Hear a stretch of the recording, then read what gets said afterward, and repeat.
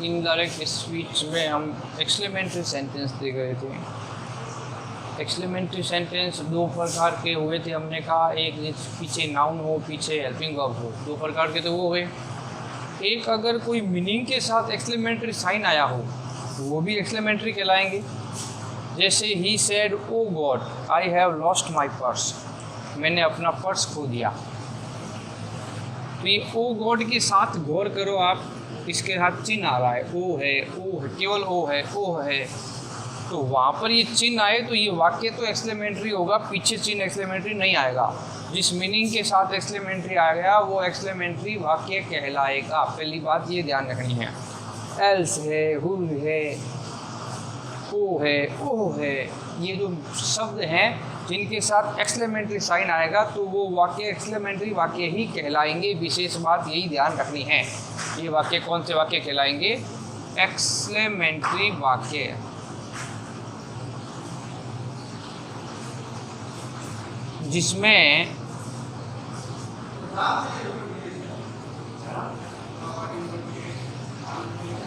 जिसमें ये चिन्ह आएगा वो वाक्य एक्सक्लेमेटरी सेंटेंस कहलाएगा।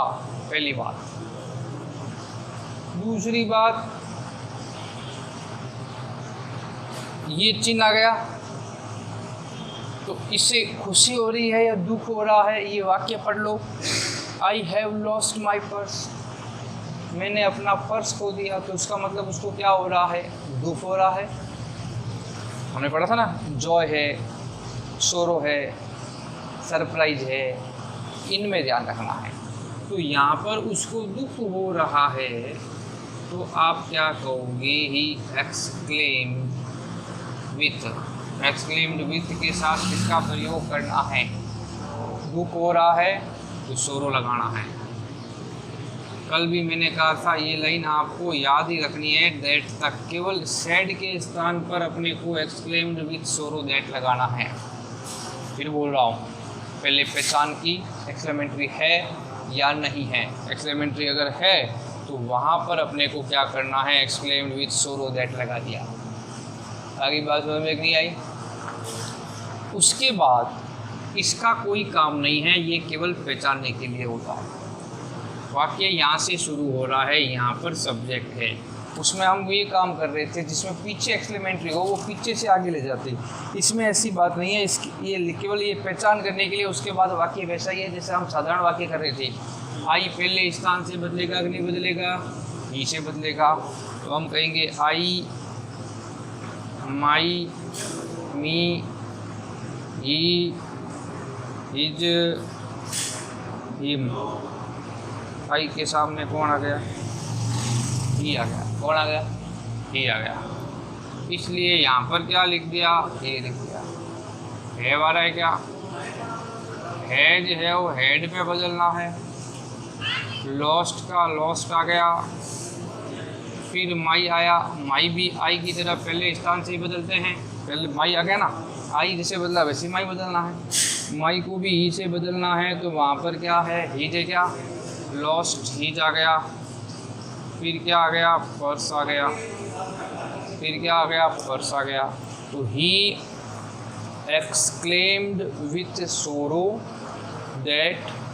आई बदल गया ही में, हैज बदल गया हेड में, लॉस्ट का लॉस्ट आ गया, माई बदल दिया हिज में, और पर्स का क्या आ गया? पर्स आ गया। ये उससे ज़्यादा सरल है क्योंकि उसमें पीछे से आगे ले जाते हैं। नाउन है क्या? उस नाउन को द लगा कर आगे ले जाओ। वाजवर का प्रयोग हम करेंगे, उसमें वेरी लगाएंगे, ए एन को हटा देंगे। इसमें ऐसा काम नहीं है, इसमें केवल साधारण वाक्य बन जाएगा। पहले एक्सक्लेम्ड विथ सोरो लिखना है, ये विशेष ध्यान रखना है। आगे चलें तो दूसरा वाक्य कह रहा है, she said O God my son ran away at night. उसने कहा मेरा बेटा जो है रात को क्या हो गया? माई सन रैन अवे मैंने भाग गया। इसका मतलब उसको क्या हो रहा है? दुख हो रहा है। दुख हो रहा है तो ये वाक्य पढ़ने से पता लगेगा। इस मीनिंग से ओ का प्रयोग दुख दर्द के लिए आता है, सोरो के लिए आता है, वाक्य फिर पढ़ के देख लें, उसमें आपको पता लग जाएगा कि ये वास्तव में दुख है या नहीं। माई son ran away at night, मेरा बेटा रात को भाग गया, उसको मतलब उसको क्या हो रहा है, दुख हो रहा है, दुख हो रहा है। तो आप क्या करोगे, सी exclaimed with sorrow या ग्रिफ, एक ही बात है, ध्यान रखना। वो परीक्षा में गुरु भी अगर लिख के दे तो वो ग्रिफ तो ग्रिफ लिखना पड़ेगा। दैट, यहाँ तक तो याद करने वाली लाइन है, सोरो भी लगा सकते हैं, फिर कह रहा हूँ ग्रिफ भी लगा सकते हैं। यहाँ तक हो गया। इस ओ गॉड का कोई काम नहीं है। फिर क्या है, माई, माई तो बदलेगा ना। माई टेबल कौन सी है, आई, माई, मी, माई आ गया। माई बदलना कहाँ से है, सी से, सी, हर, माई बदल गया किससे, हर से, किससे बदल गया, हर से। फिर क्या आ रहा है, सन, रैन अवे, ये रैन है ना, कौन सी फॉर्म है, सेकंड फॉर्म। आर एन, रैन कौन सी फॉर्म है, सेकंड फॉर्म है। कैसे, देखो, फर्स्ट फॉर्म होती है रन, दौड़ना जिसे हम कहते हैं। सेकंड फॉर्म होती है रैन, थर्ड फॉर्म हो जाती है रन। क्या होती है, रन, रैन और रन। तो इसका मतलब यहाँ पर अपने को कौन सी फॉर्म दे रखी है, सन, आर यू एन नहीं है, आर ए एन है, सेकंड फॉर्म है।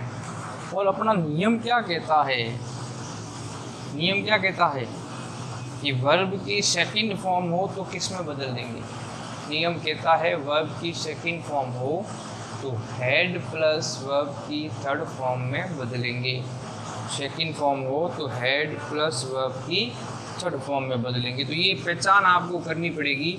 जैसे इसमें हैव आया था तो हेड बदल गया, लेकिन यहाँ पर दो फॉर्म अलग अलग होती है, फर्स्ट आएगी या सेकंड आएगी, सेकंड फॉर्म आएगी, वहाँ पर अपने को क्या लगाना है, हेड। रैन, रन की थर्ड फॉर्म क्या हो गई, फिर रैन।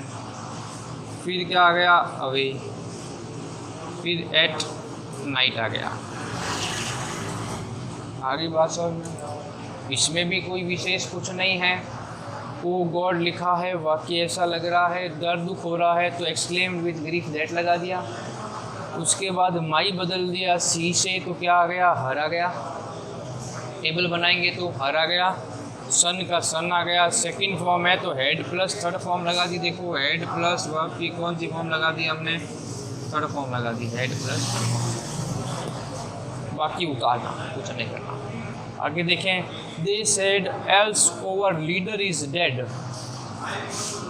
ये जो एल्स शब्द है, ये एल्स शब्द किसको व्यक्त करता है, एल्स शब्द भी दुख को व्यक्त करता है।